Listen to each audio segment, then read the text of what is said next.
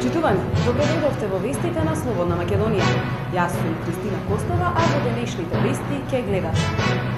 Сојузот за едината од Ѓорче Петров и Газибаба на 24 март на оваа режимска власт ќе ја испорачаме казната. Макрадули го уриват зидот на тишината. Петров на Карпошовци ќе има возможи легализација на доградба за само 1 евро. Жерновски ќе ја направи центар еколошки одговорна општина.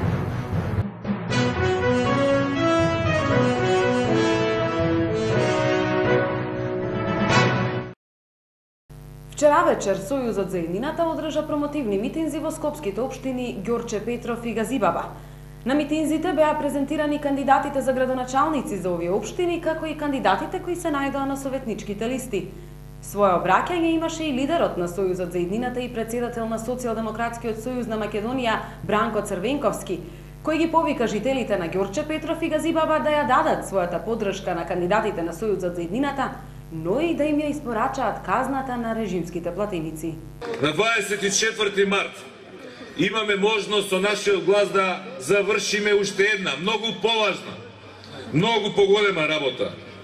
Имаме шанса да ги казниме, имаме шанса да им вратиме, имаме шанса да им наплатиме за се што ни направија во овие 7 години. За 7 години малтретирања, притисоци, закани и заплашувања, за сите понижувања, газење и подценување, за сите полициски инспекцијски казни, без било каков основ изречени, за сите списоци за гласање со закани направени, за сите откази и деградирања по партиска директива спроведени. Треба да ги казниме и да им наплатиме, затоа што Македонија е направија земја во која што човек се плаши слободно на телефон да зборува. На промоцијата на неговата програма, Јани Макрадули символично најави рушење на зидот. Зидовите во Скопје се многубројни, вели Јани, а еден од тие е зидот на тишината, со кој живеат нашите сограѓани со пречки во слухот и говорот. Тие нашиот говорен јазик не можат да го научат бидејќи имаат пречки, но ние нивниот можеме. Јани Макрадули се обврза како градоначалник на Скопје да го урне и зидот на тишината. За таа цел, во градот Скопје ќе се отвори центар за изучување на јазикот на лицата со оштетен говор и слух. Јас, Јани Макрадули, како градоначалник на Скопје, ќе го урнам и овај зид, зидот на тишината. За таа цел, во градот Скопје ќе се отвори центар за изучување на јазикот на лицата со оштетен говор и слух. Предавачи ќе бидат стручни лица, а часовите бесплатни и во циклус. Резултатите од ваквата континуирана едукација ќе овозможат контактот и меѓусебното комуницирање меѓу граѓаните да биде едноставно и на взаемно задоволство.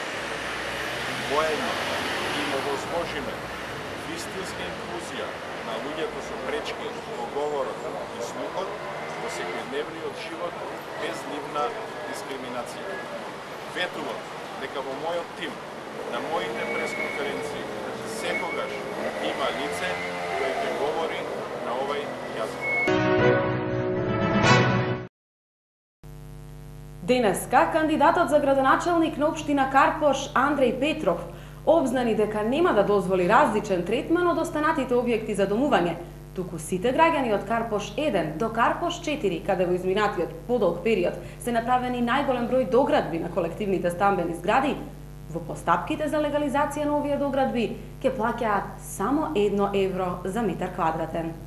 Најавам дека во нашата програма, мојата и на Социјалдемократскиот сојуз на Македонија и Сојузот за Македонија, легализација на доградбите ќе биде 1 евро за метар квадратен.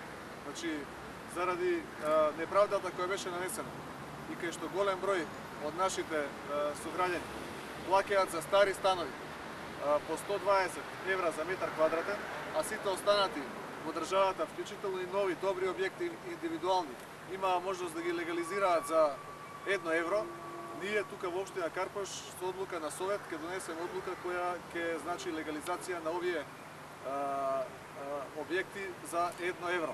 со тоа ќе излеземе во пресрет на граѓаните.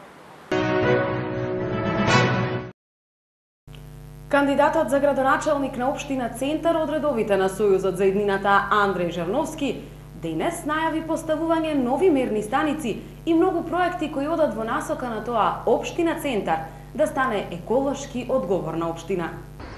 Ние во Центар едноставно не знаеме што дишеме всушност и затоа во мојата програма јасно обележам дека Центар треба да биде еколошки одговорна општина.